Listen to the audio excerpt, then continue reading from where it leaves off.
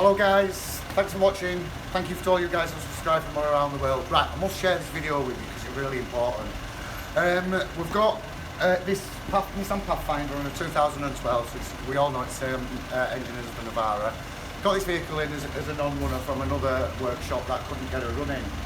So I've diagnosed it with, we dipped the oil and there were about 10 litres of oil in it. So I had faulty injectors, overfueling and dumping fuel inside the engine, but it's not just been dumping it inside the engine, it's been dumping it down into the DPF and into the exhaust and even into the back box.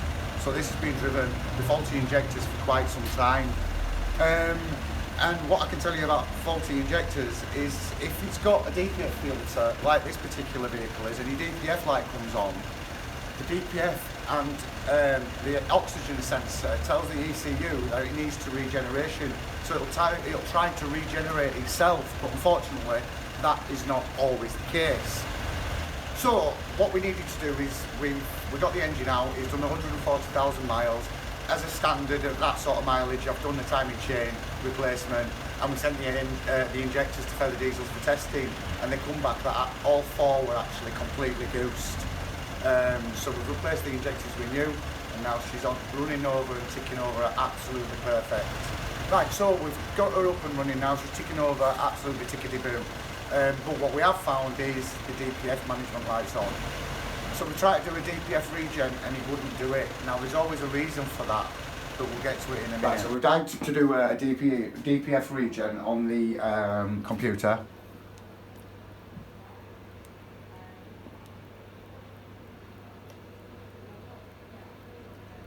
And the test failed, it won't allow me to do it.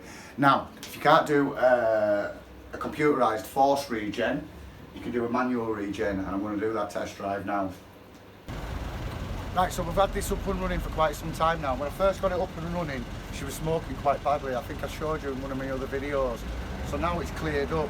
So now we need to go on a test run, and let's show you what you're going to need to do the repair to this car.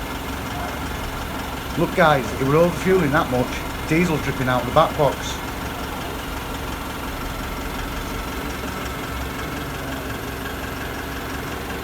So, try to do a manual regen now.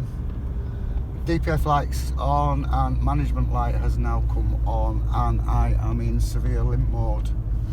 So, it's an about turn back to the workshop and see what we find when we get there. Right guys, so that's me off back to the workshop. Engine management lights come on, serious limp mode. Can't get above 20 mile an hour, 2,000 RPM for most of the car will give me through any gear. Got a trailer cars up my arse, and I can't do any more than 20 mile an hour. So, workshop's around the corner, let's see what we find.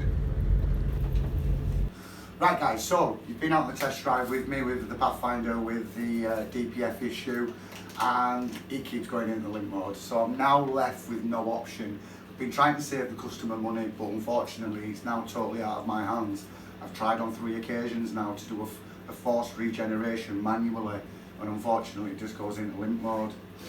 Now, just to quickly show you this, the amount of carbon that gets recirculated around your engine is ridiculous, it's disgusting.